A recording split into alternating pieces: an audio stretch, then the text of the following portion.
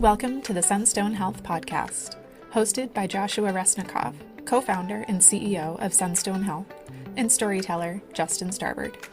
This show explores what happens when healthcare stops telling families to be patient and starts delivering answers. Sunstone Health exists to end the diagnostic odyssey. Each episode brings you honest conversations with people on the ground, clinicians, innovators, and advocates who are pushing healthcare to work the way it should. This is the Sunstone Health Podcast, because being patient shouldn't be the plan. Welcome back to the Sunstone Health Podcast. My name is Justin Starwood, and as always, I am joined by, the new CEO of Sunstone Health, Josh Resnick. Josh. Well, new year, Hey, Happy New Year. This is exciting. Yeah, it's great. It's fun to be here as the CEO of Sunstone Health and be taking Sunstone into 2026 and not TMA. It feels like we came out of our chrysalis over the last year. Yeah, I think what's pretty neat is that we sort of ended the year talking about, the end of the year wrap up with TMA and alluded to the change from TMA Precision Health to Sunstone Health. For the folks that are new to following Sunstone now on social, online, at work, wherever they found us, talk a little bit about what Sunstone Health is today. Yeah, well, Sunstone Health is a company that is focused on finding kids with a genetic issue like epilepsy or autism as early as possible so we can intervene and match them to the right kind of care that they need. And so, we still have the same mission that we did at TMA, where we are here to end the diagnostic odyssey as fast as possible. We still use AI to do that pattern recognition as early as possible with claims data. We've really the expansion and the rebrand from TMA to Sunstone is really the fact that we learned that our software that we had built was so effective at finding kids earlier that we realized there's so many more families that we can go out and help. And we want to do that. We want to take this out to as many people as possible. It almost feels irresponsible to not do it. And so, TMA, we worked on it for a long time. And Sunstone, we just get to tell a new story to new families about how it is and what we're doing. And it feels great. It feels like a refresh, a glow up, whatever you want to call it. But here we are. We're going to go help a lot of people. That's awesome. All right. So candidly speaking, why was now, this week, 2026, why was it, the time to actually make this pivot? Great question. I think, honestly, I'd been toying with the idea of changing the name for about a year to Sunstone. I've had this name in my head for a while. And really it felt that this last year was so formative for us as a company for really understanding what we had built and how it slotted into the market and how it helps families. And we went from this very broad idea of impact to this very focused application of what we can do. And now that we know that, it just felt like the timing is right to really go carry that story forward into employers and stop loss insurance and just be focused, be a very focused company and sell the hell out of this thing and help as many families as possible and not get distracted by like some of the other opportunities that I think were presented to TMA about applying our software this way or looking at things that might not be related to kids today. We really understand what the path forward is now, and it just felt like rebranding today, first week of January. It just like we just get to start this year off right. Everyone will just know us henceforth as Sunstone, and that feels very cool. That is really cool. And we're going to get to Sunstone in just a second. I do want to take a step back, though, just for a moment and talk about the early days of TMA and, the mission that you originally started with. I think you're really actually fulfilling now by making this change. But, go back to, the specific mission that you started with and, what has the community that you've been helping over these last several years, what have they taught you? Yeah. So, it's really cool to reflect 6+ years of work in this space that our core mission has never actually changed, right? It's just the way that we have learned how to solve that mission or to bring that mission into a scalable solution. We have always been focused on ending the diagnostic odyssey faster for families. And that's, as you know, like my son is still on his diagnostic odyssey because of this autoimmune issue. So, like, this is still something that we live and breathe. The idea to me that 6 years in, I mean, the idea to me that when Shiloh first got sick, like these solutions didn't already exist. That was 2019.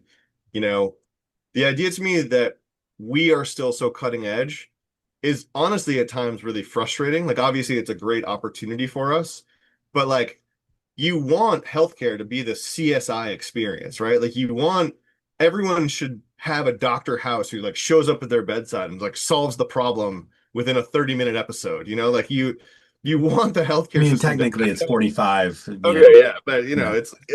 without ad breaks, who knows, so but like you think that, and I think the doctors want to do that thing too, right?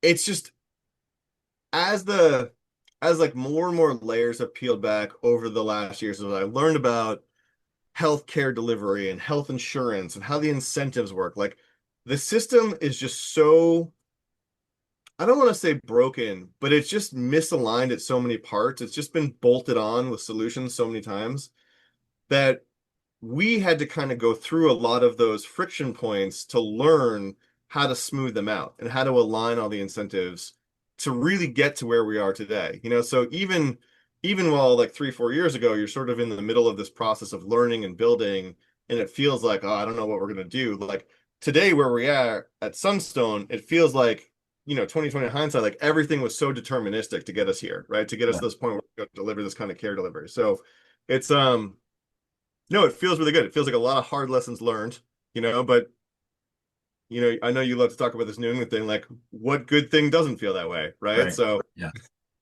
Oh, all right. So where was you mentioned before the inflection point was really this year, probably towards the end of the year, where you finally made the decision to make that change to be able to do more.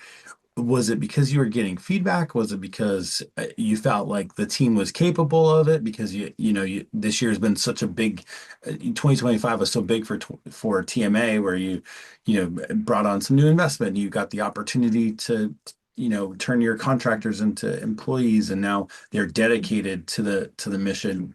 Was there one specific milestone that you hit where you're like, all right, now's the time? I think no, there was no one specific milestone. It's not like on like November 3rd, I was like, all right, today's the day, like we're gonna go for it. More like a pressure behind the whole idea of being able to deliver something and deliver it really well. I think the honest answer is that TMA went through a lot of, not iterations, but like we had to focus and we had to pivot and we had to figure out what we were doing. And the frankly, like the baggage, and this is true for so many founders, like the thing that you end up doing is not the thing that you thought you were going to start doing, right? So like That's I'm super that's so proud true. of, like I love that our mission hasn't changed, but even the way that I talk about our mission, like I think you've heard me say this, like 3 years ago, right? I used to say, when I would go in front of investors, I'd be like, hey, we had this amazing solution that helps families. And by the way, health insurers get to save a little bit of money. And everybody would tell me, like, Josh, you're doing God's work, keep it up. And I'd say, oh, do you want to invest? Oh, God, no, we don't invest in stuff like that. But you should keep going. And so that's one of those tough moments, right? Where you're like, okay, I really have to repackage this in a way that makes sense to the market. And so I just flipped the script, exact same company. Hey, I have a company that saves health plans a ton of money. And by the way, patients get faster healthcare and better outcomes. Oh, tell me about the health insurance thing, right? So like just stuff like that of having to figure out how to make it work. TMA had to go through all that growth process. And that was kind of our juvenile through our teenage years. And I feel like Sunstone gets to be our like debutante party, right? Where now we're an adult company. We know what we're doing. I don't know if this is a good analogy, and we could re-record this if you want to. But Sunstone is our focused effort to go make a big difference for these families in a way where we are very streamlined and very, very effective at what we do. And that's what we're going to go do. That's awesome. I mean, I think at the end of the day, the opportunity to work with so many unique families, unique projects, and see savings, not just monetarily, but in some cases, literally lives. You have a really exciting, road ahead. And actually, I want to talk a little bit about that road ahead because Sunstone has a lot deeper meaning. As a storyteller myself, I really love the depth and detail of how you thought about this, and that it's really a journey, right? You call it it's the diagnostic odyssey is what they call it. But and if you think back to the folks that were using Sunstone, those navigational tools, they were all on odysseys, either whether that was righteous, religious, or business related. There was a reason why they needed to use such tools. Talk a little bit about that, how you came up with Sunstone as the name, even what it's meaning, and then what it means to you. Yeah, well, and I think this is really an honest part of your question, or a honest part of the answer to your question before of TMA is a it's just not a great name to hang a story on, right? Right. And everybody used to ask us, "Oh, what does TMA mean? Like, what are the TMA? Like, what does that mean?" And it stood for the Translational Medicine Accelerator, which was the original accelerator that we came out of the Brigham with.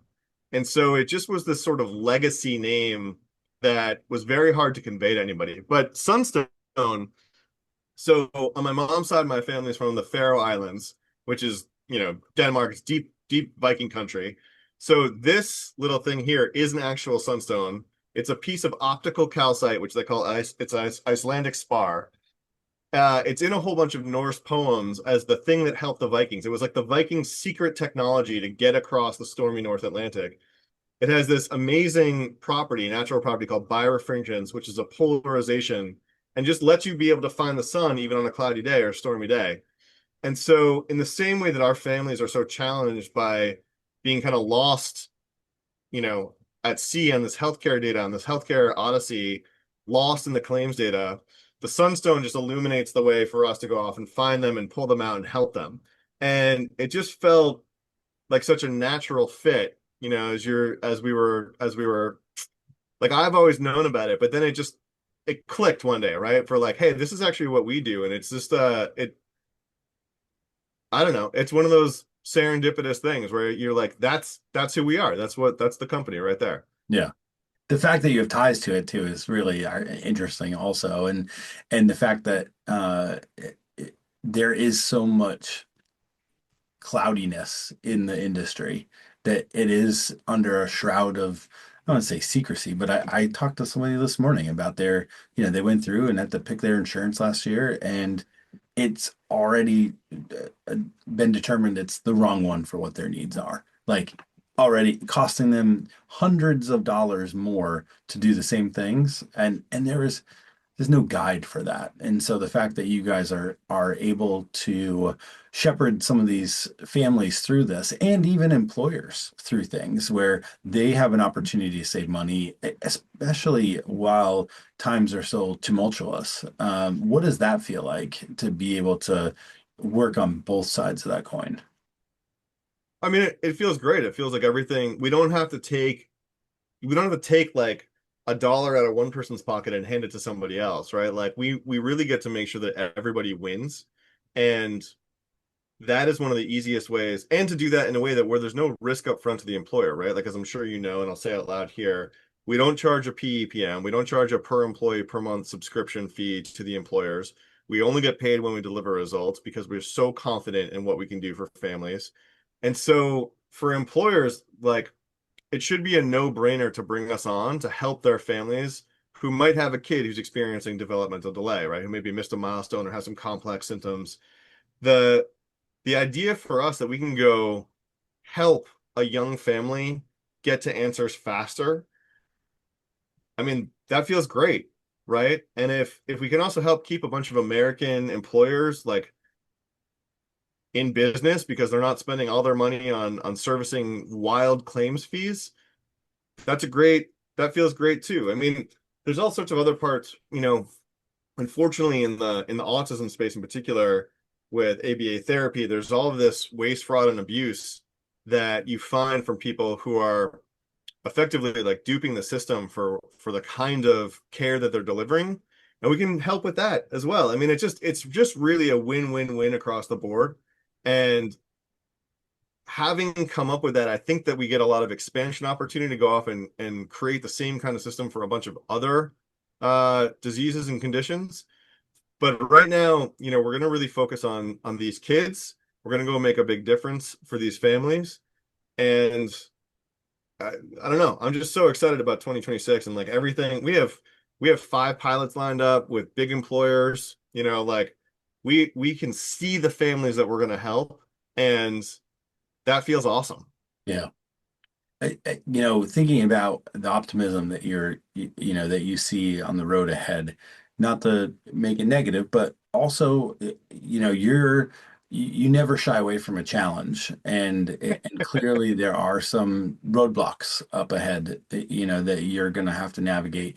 What are some of the biggest challenges that come with expanding into, more rare disease populations? I think the biggest challenge always, there are 2 challenges that I'm always mindful of. One is the education, right? People hear rare disease or genetic disease or autism and they get a little freaked out because it's something that maybe they don't know. Everyone kind of knows autism, but we're not diabetes, we're not cancer, right? There's a level of education that I tend to have to do with some companies.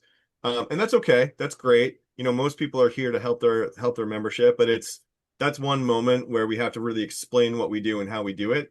And because we're a little bit non-traditional, we don't come in and say we're going to charge you a big integration fee or we're going to charge you this PEPM. I have to kind of get people's head around that as well. The biggest thing for us, honestly, is just the sales cycle, right? Like there's a lot of mid-sized companies who are ready to go, and there's a lot of big companies who are really curious about what we do, but those big companies have a year plus sales cycle to them. So, we're with the WeFunder and the money that we've raised, like we're good on the overall process. It's just interesting, as much as I would say that we are unique or a disruptor in the space for how we're approaching it and the kind of solutions that we can do and how fast we can move on our side, we are still stuck with some of the legacy buying cycles on the other side of the table. Yeah. Yeah, that does make it difficult. But on the other hand, thinking about the approach that you have to serve the broader range, how do you propose to do this without losing that personalization for the customer? I mean, part of it is discipline, right? We stay focused on the things that we know that we can go deliver on. We don't overextend ourselves.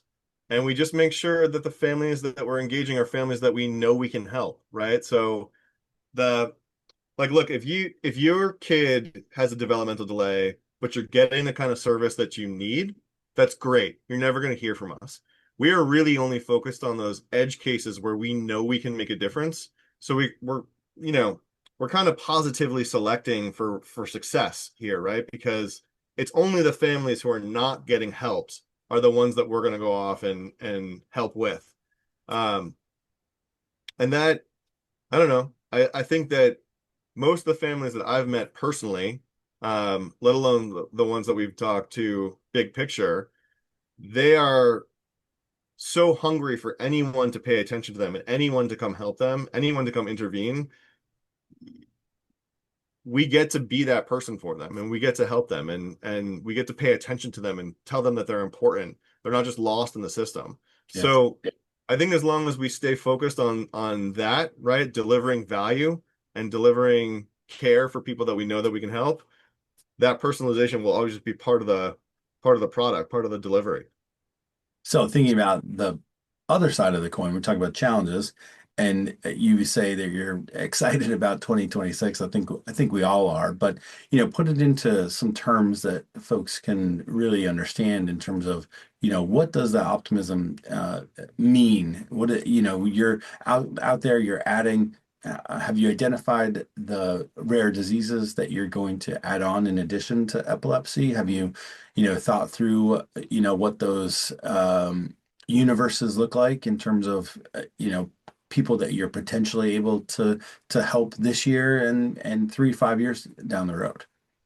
Yeah, so it's a great question. The really right now we're focused on genetic basis for young developmental delay. So things like epilepsy and autism in particular. We're really going to go hard at autism this year for the first half of the year.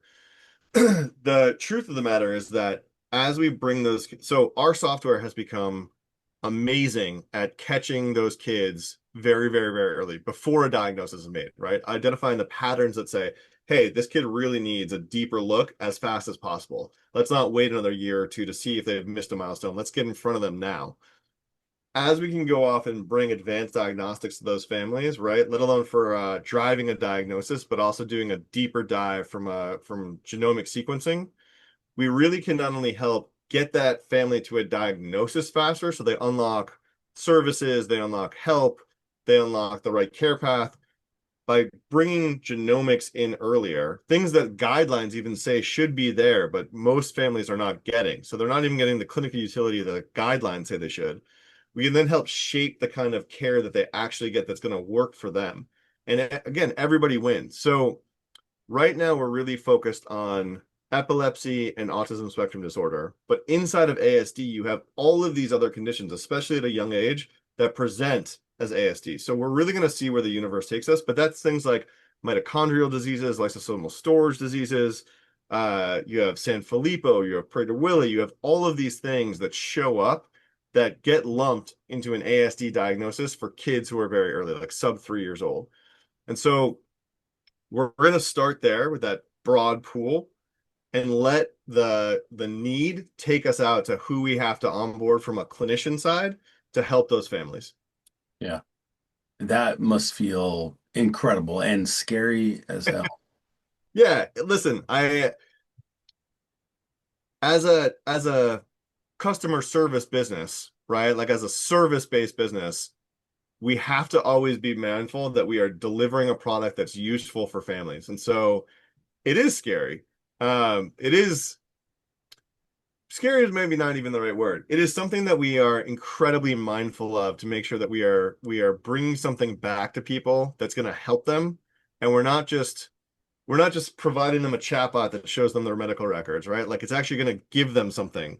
We're Yeah. not just saying like, hey, here's a digital health wallet that says, here's all your medical records. You can do whatever you want with it. You got to give them something. You have to enable action.